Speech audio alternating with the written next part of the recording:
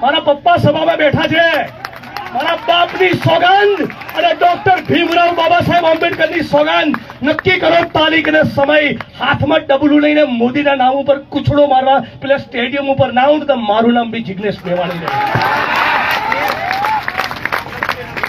અને એ પણ કહું કે તાકાત નથી કે કોઈ સ્ટેડિયમ ઉપર ડોક્ટર ભીમરાવ બાબા સાહેબ આંબેડકરનું નામ હોય તો કોઈના બાપની તાકાત નથી વિચાર પણ કરે નામ ભૂસવાની. તો આ સાંભળે વડગામના એમએલએ જિગ્નેશ મેવાણીને કડી વિધાનસભાની પેટા ચૂંટણી માટે મતદાન 19મી જૂનના રોજ થવાનું છે.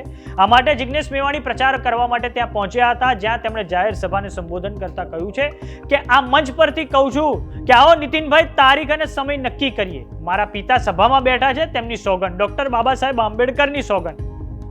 હાથમાં ડબલું લઈને સ્ટેડિયમ પર મોદીના નામ પર કૂચડો મારવા ના આવું ને તો મારું નામ જિગ્નેશ નહીં.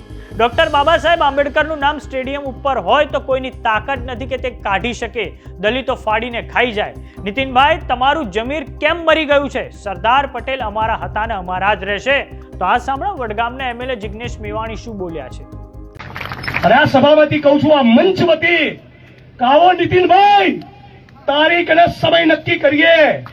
મારા પપ્પા સભામાં બેઠા છે, મારા બાપની સોગંદ અને ડોક્ટર ભીમરાવ બાબા સાહેબ આંબેડકરની સોગંદ.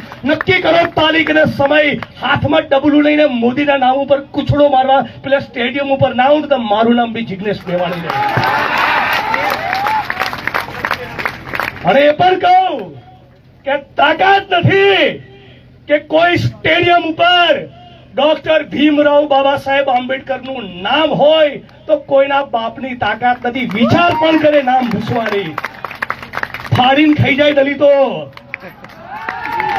તો તમે તમારું કેમ જમીર મરી ગયું છે નીતિનભાઈ? તમને પૂછવા માંગુ છું. અમારા હતા સરદાર વલ્લભભાઈ પટેલ અને કાયમ માટે અમારા રહેશે. બોલો ને, એક શબ્દ તો બોલો. મગનું નામ મરી તો પાડો. કેમ બકરી ડબ્બામાં આવી ગઈ છે? હે, કેમ બકરી ડબ્બામાં આવી ગઈ છે? કોને નરેન્દ્ર મોદીનું નામ ઉતારીને સરદાર વલ્લભભાઈ પટેલનું નામ લખાવા જવું જોઈએ. હું પેલો આવીશ. અમે 5, 7, 2, 3, 4 રાજ્યોમાં એફઆઈઆર ચેક નથી, બીજું શું વળી.